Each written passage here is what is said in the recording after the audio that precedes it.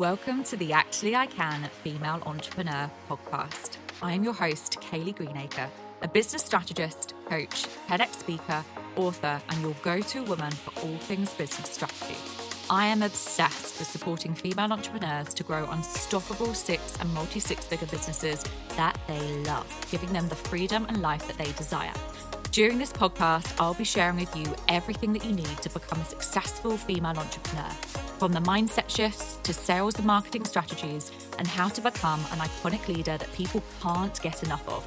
It is my mission to help you stand out, attract your dream clients and customers, and sell out of your offers with ease whilst building the business and life of your dreams. Let's make this your reality, ladies. Hello, ladies, and welcome to another episode of Actually I Can, the Female Entrepreneur podcast. I'm your host, Kayleigh Greenacre, and I'm joined today by the fabulous Lindsey Kane, who is a female business entrepreneur and advocate for women's mindset and confidence. And in this episode, we are going to be diving into the power of mindset and Lindsey's incredible journey, because mindset is such a powerful tool when it comes to success and happiness. Lindsey, thank you so much for coming onto the podcast. It's an absolute pleasure to have you here.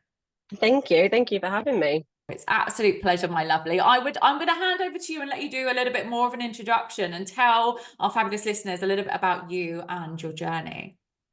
Well, yeah. Okay. So to start with, I'll try and keep it brief, but I have experimented in very many different industries career-wise. And I think because of that, I always used to think, because I was trying different jobs, oh God, people will assume I'm failing or I'm a failure. I just hadn't found my thing that I wanted to do. So I'm very creative. So I loved art, and then I started a course, didn't like it, went on to events management. From there, loved makeup, went and trained to be a makeup artist. And then when I got pregnant, I wanted to be based from home. So I set up an online business selling false eyelashes, because at the time there wasn't much of a variety of styles available. So I thought, I'm going to create something that I want, would love to see.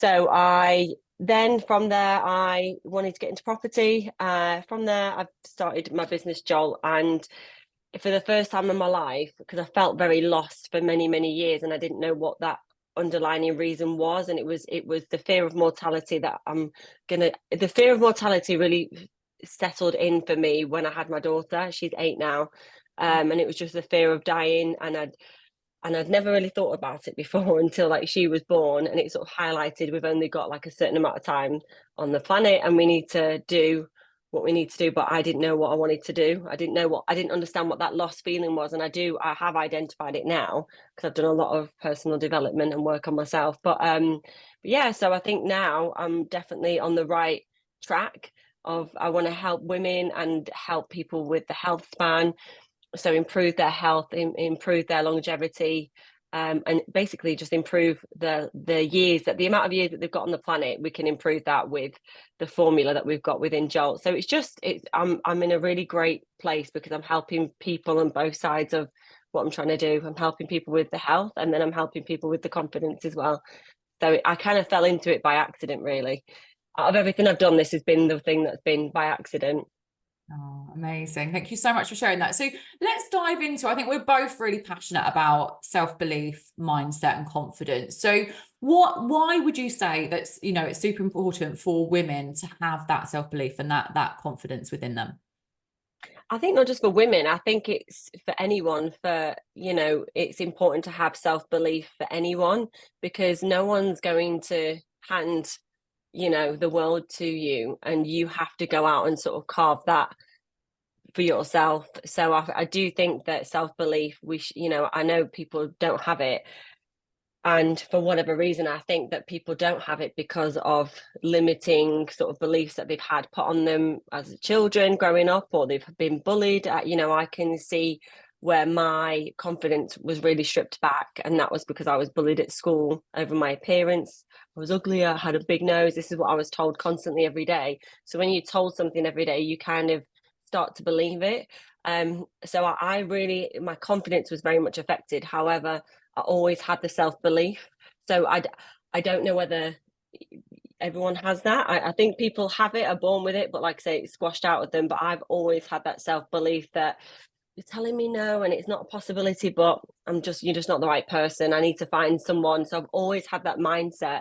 And I think that that's always got me to where I am. And it's always been the little stepping stones that have got me to wherever I've ended up. It's always that self-belief that has got me there.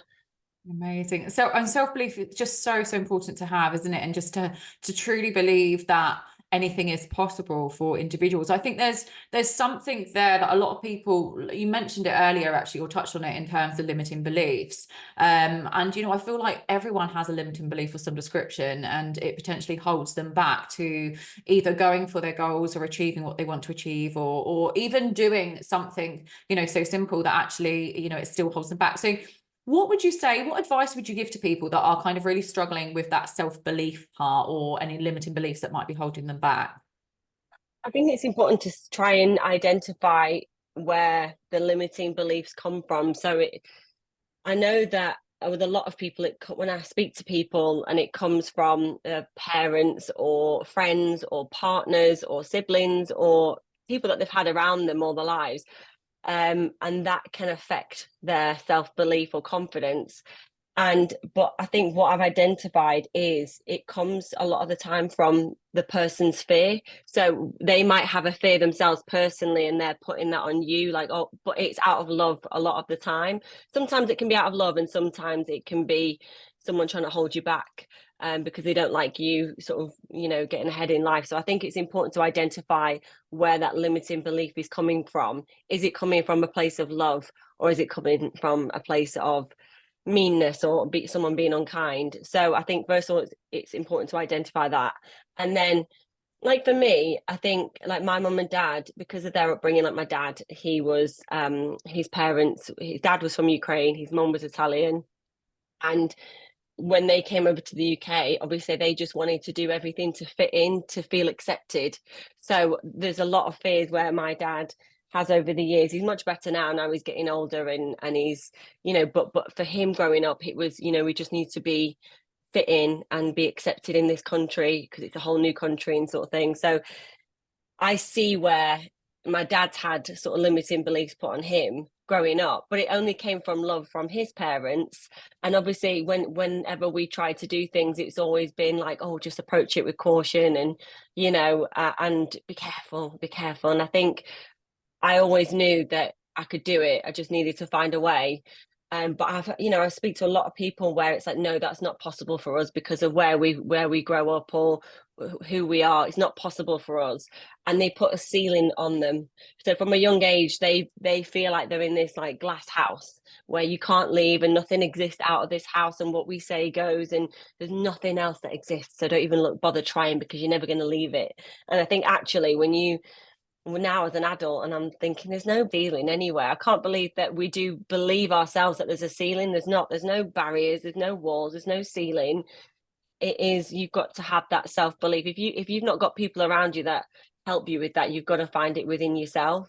But I just think, have a look at where the limiting comments are coming from, see if it's coming from love or not, and then do an audit with the people that are in your life. Like, have they got your best intentions, or are they trying to hold you back? And I think I've really done an audit over the last year, and sort of really had a look at people's intentions, and and are they draining me, are they uplifting me, are they helping me, are they holding me back? And I think that that's really important for you to get ahead in anything that you're doing. You've got to have a look at that and have an audit of your life. I would say that's been one of the most life-changing things for me anyway, I would say. Wow, that's incredible. And would you say, because you mentioned, sorry, in terms of auditing, and again, thinking about the people who you're surrounding yourself with as well. And I think this is quite an important thing, isn't it, as well, where, I always sort of think to myself, if the people who are around you or who you're surrounding yourself with are not lighting you up, who are not supportive, then it's almost as if you have to either change things, walk away, or let go. What's your thoughts or take on that in terms of the people around you? Well, for years, I'd say, so I'm 36 now, and I'd say up until I was 35, I have always thought of women as competition. But I see now that it stems from being bullied. So being bullied, she's competition to me. They're either with me or they're bullying me. That side of things. So, but I've actually realized now that women are so much more powerful when they work together and they help each other. And when I'm talking about doing an audit with people in your life and get rid of the people that are draining you or are toxic for you, I don't mean, if they say, I'm not saying to surround yourself with yes people. That's not the case at all. If anything, it's quite the opposite. It's about having people in your life that will give you constructive feedback, that can say, have you looked at it from this way? And I think when you've got people in your life that you can speak to and be honest and open and go, do you know what, I've got a bit of constructive feedback for you, have you ever looked at it from this angle or that angle, you're able to, you can take what they're saying on board because it's being said with love. They're actually saying it from a place of maybe they've experienced something and they're just sharing that knowledge with you. And I think that that's been a life-changing thing for me, that having the women around me, they are uplifting and they are cheerleaders. And that is the important, especially as a businesswoman, when it can be quite lonely, and especially in a very male dominant industry. And that comes with complications within itself. I think it's really important to have people to have a chat to, and it can be very lonely. So just to sort of bounce ideas of each other and just have someone there to listen to and maybe get a bit of advice from has been really helpful and been the most growth that I've felt in my business, because I'm being open to other people and I'm not looking at everyone as competition. So I've had a mind shift of how I look at people. Oh, that's great, because I think it's very easy, isn't it? I think, especially in the online space, but ultimately, like you said, as an entrepreneur, you are quite lonely to an extent, and it is about, like you said, utilizing the people around you and learning. We're all on a journey and we're learning every single day, and taking advice from other people is really important. And I do, you touched on that in terms of the comparison side of things, but there are a lot of people, and me included as well, at the beginning of my journey with this business, I was also, very much in the mindset of, oh gosh, I'm not as good as her, or I'm not being able to do what that particular person is doing. So I feel like there's a lot there still with some people's mindsets in terms of this comparison. I know you've already touched on it. What advice would you give those that are maybe starting out in the entrepreneur journey and, sort of worried about comparing themselves to other people that might be a couple of years onto them? Well, I've faced this a lot in a few different industries that I've had, and it can be debilitating because it definitely knocks your confidence, because when you're tuning into somebody else and they're only putting the highlights on, you're like, oh, I'm not doing what they're doing, and I'm behind, I'll never be as good as them. And I think what I fell into was trying to probably copy what, I started off with good intentions, but then when you see that they're getting further than you then think, well, they're obviously doing something right, maybe I need to copy what they're doing. And actually, customers on a subconscious level will pick up on that and the authenticity of it, and the fact that it's not being authentic, it's not real, and it's being copied.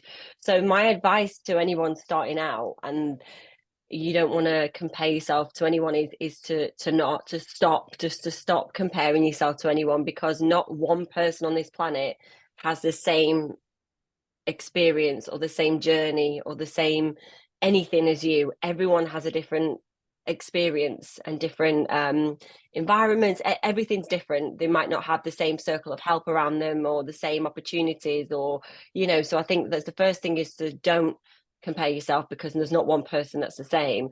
And I think it's really important to actually just be yourself.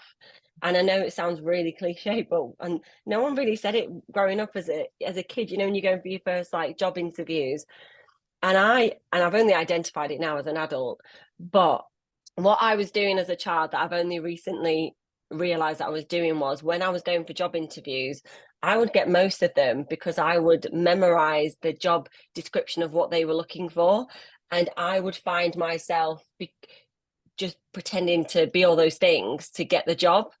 And actually then that develops then, because then when you're going into relationships, you kind of pretending to be a version of yourself to them.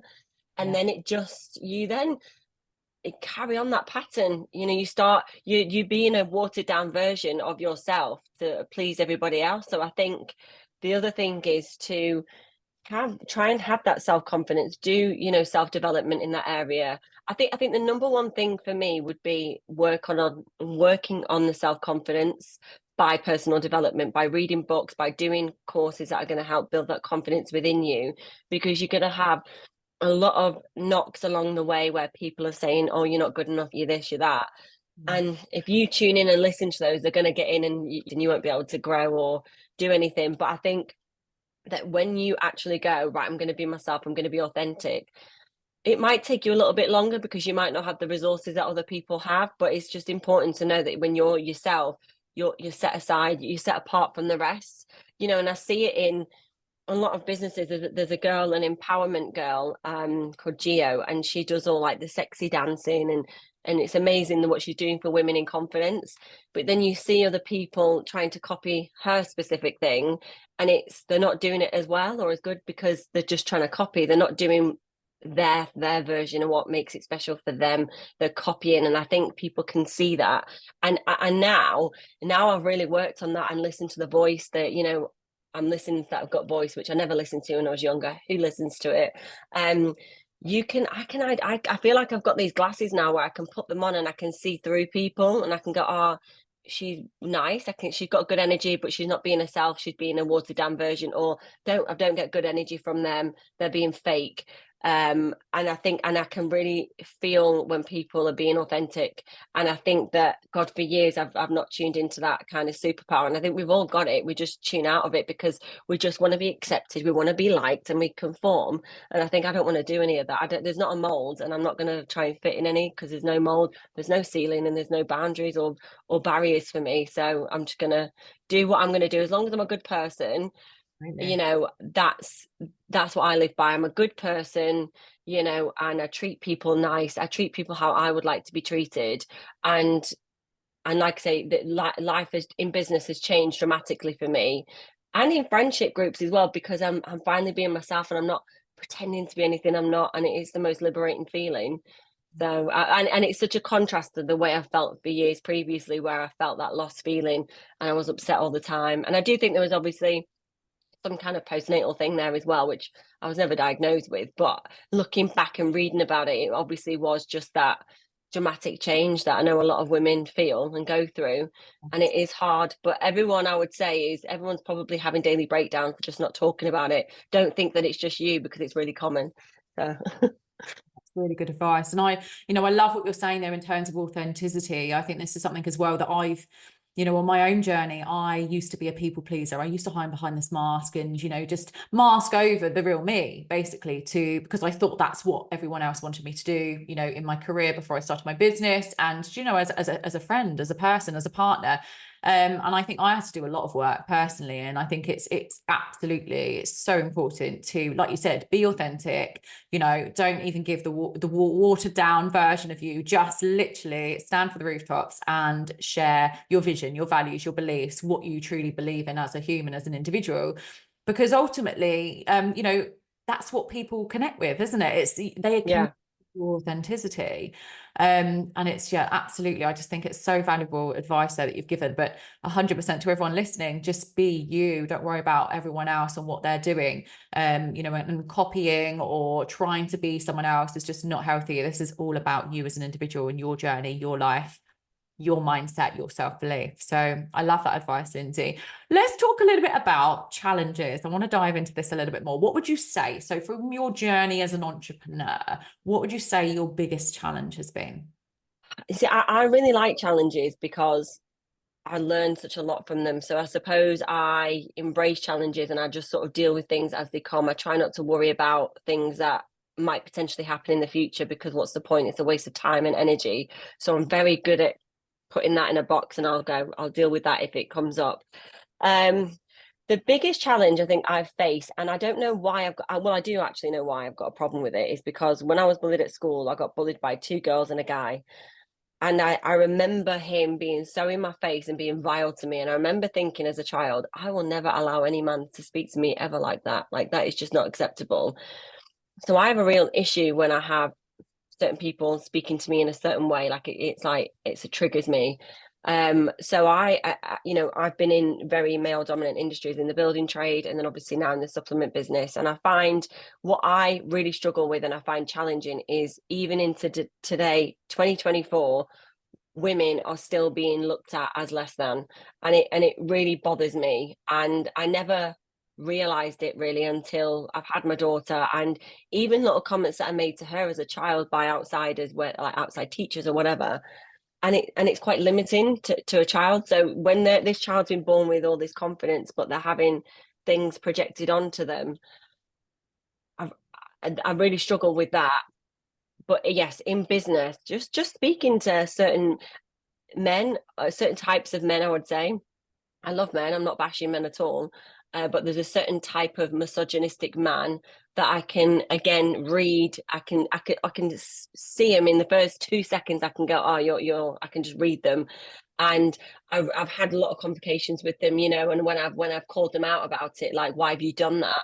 You know, and it would be like, oh, what's the big deal? Like, you're just being a woman about it. And actually, it's like, no, I want to make a difference. Like, you know, I've had things where my husband's name's been put on my projects just because they found out who I was married to, and it's my project in the property, but they put my husband's name on it.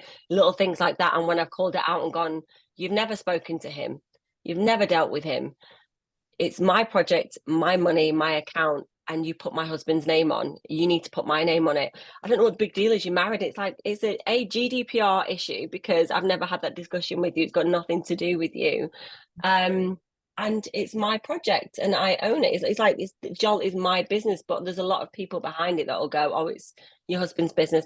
Or I know the challenge that I face personally is people assuming that I've got everything because of my husband, and that really bothers me, that because I feel like I've got more to prove. I suppose that's a motivator for me, which I suppose I see that now, but it's been an issue, the fact that, and I think when people do that, what that's saying to, well, what it said to me was, I'm not good enough and I've only got certain things because of other people. And it's like, no, I've worked really hard for what I've got. I've worked, I've got the qualification, I've worked for free to build up my portfolios, I've worked for free in general to bring clients in or whatever. I've always worked really hard. So to have someone take that away from me just because I'm a woman really upsets me.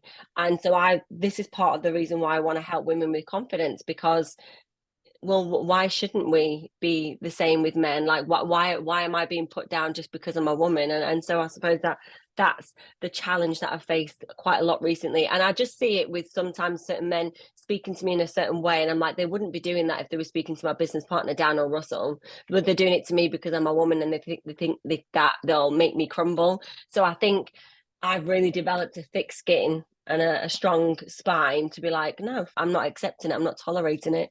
So I think that's been the key thing. But I do deal with challenges quite well, I would say. I do grow from them. There's always a lesson in everything. Absolutely, a lesson in everything. And, again, just having, like you said, having a thick skin and being able to, just push through and be independent, because, like you said, you have built your own businesses and you've created, your own journey, your own pathway by yourself. And yes, you might have, a couple of people supporting you in terms of a team, etc. But this is ultimately you and your dream, your goals, your journey. What would you say then in terms of that side of things? And I know everyone's challenges will be slightly different. And I know we talked a little bit about limiting beliefs earlier, but in terms of challenges, in terms of things that people are really struggling with as an entrepreneur, because I do think you have to be thick-skinned, you have to be able to kind of push through, and we are going to have people ultimately that will disagree with what we say or disagree with what we launch, and potentially even hate what we do. What advice would you give from that perspective? Because I think you do have to be thick-skinned, but what advice would you give around that for people who are potentially a little bit worried about judgment or other people interfering? Well, I speak to so many women and entrepreneurs where they're not doing something or they're not pushing themselves to their potential because it's fear of being judged. And this is what held me back for many years, because of the lack of confidence, but I had self-belief. So I always knew I would end up doing something that was a success, however that looked for me. But you're going to be judged by everyone. There's however many billions of people on this planet. There's not one person that exists that everybody loves. Someone's got an issue with something. So I just think it's a waste of a life and energy to even try. So like I say, as long as I look at myself and try and develop and work on myself, and as long as I can be kind and do the right thing, then I can't help everybody else. Everyone's always going to have an opinion. It's like our supplement, you know, people will, or have always got an opinion on something. I can't cater to everyone. You know, I can only cater, we can work out the cost of it, we can try and make it as cost effective as possible. But you'll get people that don't read things, or they'll go, oh, this won't work, or I've got all the evidence, we've done our clinical trials to back it up, we've got doctors behind us. You're just being ignorant and very small-minded, where you don't log on and you know, click and see the evidence. That's not on me. It doesn't make any difference to my day, but it makes a difference to them. So I would say that there's a lot of people out there that have a lot of time on their hands that want to bring you down, and they will waste and spend their life doing that. And you have to let go of that idea of being liked by everyone, because you're not going to be. And if you have a fear of being, you want to be liked and you want to be accepted and you don't want to be judged, that's the most impossible thing that will ever happen. So just don't waste your time trying, because it's a waste of a life. But yeah, I wouldn't let it hold you back. There's so many talented people that I see, but it's just the fear of being judged. Mainly it's family, you know, family or friends.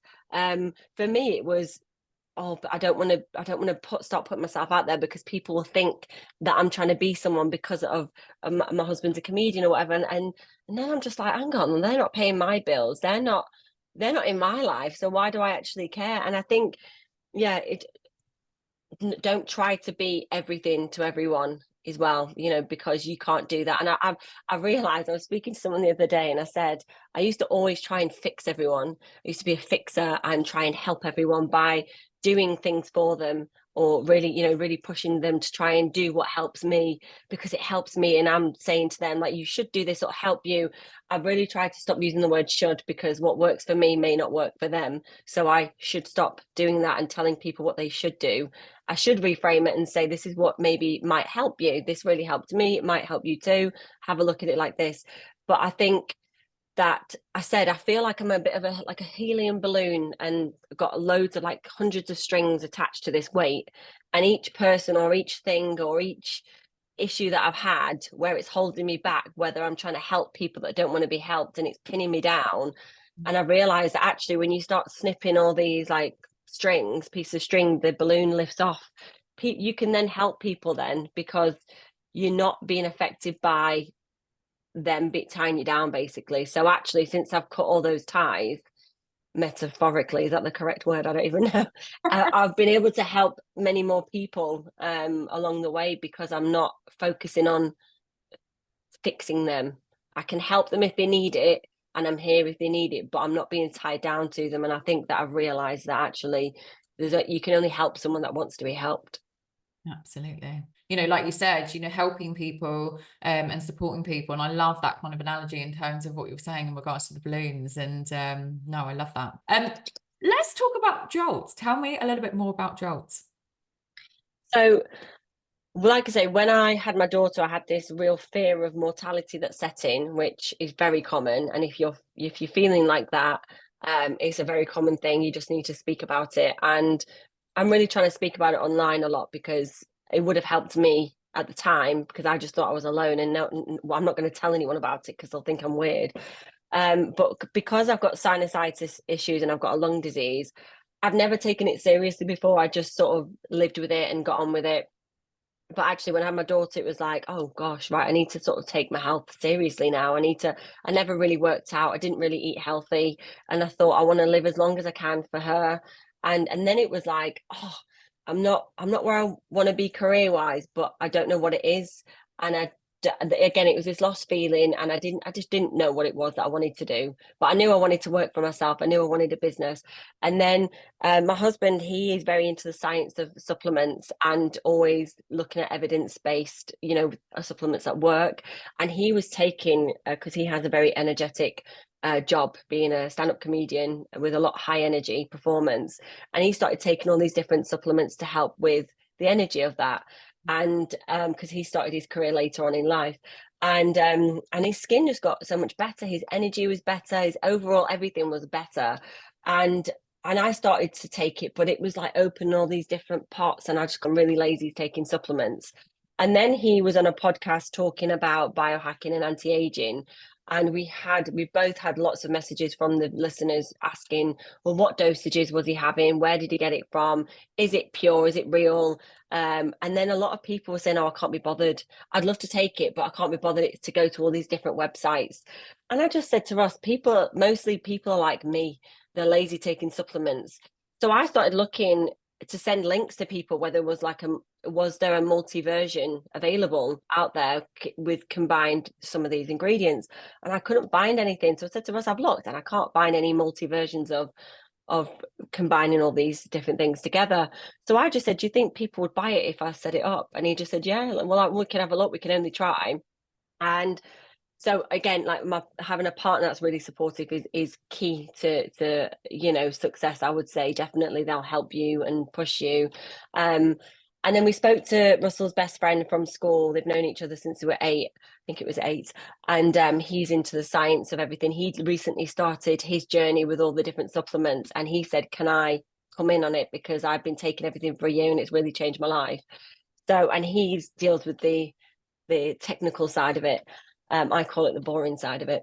So he deals with that. And then, we launched in May last year. We combined the key 7 ingredients that have all been scientifically proved what it does to the body. And we're just about to launch our clinical trials to show what it actually does to the body. So we had bloods taken before and after, and the MRI scan before and after. So we'll be able to show what it did with the people of the trials. So it's incredible, and it's going to help so many people, men and women, from a testosterone level, which both men and women need. For it helps with recovery, if there's any injuries, recovery, health. We're basically clearing out the dead cells in the body. So if you think of like a punnet of strawberries, that's what our cells are like. And if you get one rotten strawberry, it rots all the strawberries around it quicker. That's what's happening with our cells when we've got rogue zombie cells running around our body. Jolt helps to clear that out. And so we can prove the even after a month what it's doing to the body. So it's been incredible from women aspect as well, especially like when we're going through menopause, peri and menopause. It's where we can prove that it's boosting the free testosterone within the body naturally. So again, if there's any athletes or people taking synthetic testosterone, that has a complication in itself. It comes with a lot of issues, cancer and all these, and liver issues and things, and baldness as well, actually, if it's the synthetic testosterone. So the fact that ours boost it naturally and frees up the free testosterone that's already in our body but sort of suppressed, we're able to free that up from the body, which is having a great boost with energy, libido, everything really, energy. There's a lot of people that have been taking it and they're able to work out more because they've got the energy, and then they're sleeping better. That they're losing the excess weight that they've been carrying because they're not able to do as long of a workout. So it's had such positive effects on people. So from that alone, I had a mum message me actually the other day, and she said, thank you so much. She said, I was in the park with my daughter the other day and she asked me to chase her, and I've never been able to do it before. She said, but because I've been taking Jolt and I've got more energy, I was able to run around with her. And she said, and I've started doing some exercise as well because of it. So it just to have that comments like that, it like makes it all worthwhile, because it helped me and it's helping other people. Incredible. So if you haven't, to all the listeners, if you haven't yet checked out Jolt, then make sure you do. So many benefits out of it. It sounds incredible, Lindsey. Thank you. Thank you. So we're coming towards the end of the episode, and I'd just like to ask you, I ask all of my guests this one question first of all. What would you say is your one word or mantra for this year? I've got a few. Can I say a few? Of course you can. So I think the first, I was speaking to a friend of mine, Steph, yesterday, and she actually said something and I liked it. And she said, we need to stop focusing on perfection and look at progress instead. So progress over perfection, which I think is a real great idea, because there's so many people that get stuck on perfection, and they're such perfectionists that they'll never start anything because it was not perfect, and nothing will ever be perfect. So just start, and then you can work it out down the line. And then I think as well, as a business owner, if you are going to go into business, I think there's an element of that you need flexibility. With different industries that I've spoken to, different businesses, when they don't have flexibility, you lose customers, you lose clients, you lose connections, you lose a network of people when you are very closed off and you're not open to being flexible with anything. For instance, I'm trying to think of an example that's not gonna I reveal the identity of a person, but basically there was a bakery and I'd contacted and I'd bought from them so many times, and I was asking them for a special cake, and they actually said to me, "We don't make that flavor, it's not worth our while." And I just thought, wow, okay. It was a very special occasion for me, and I thought they either should have said oh, we're really busy, we won't be able to do that, or we can do it, it's not something that we do, but this is what the cost would be because we don't sell it. And I just think having that little bit of flexibility, I probably would have paid, because it was a special thing, I probably would have paid what they said, but they didn't. And because it was an event and it was like 3 big cases and cup cases and stuff like that, not cases, cupcakes, I went elsewhere, and I'll never go back to them because I just think that customer service was shocking. There's no flexibility. You don't know what someone's willing to pay. You shouldn't go, it's not worth our time, because that you're putting a wall down with a customer there.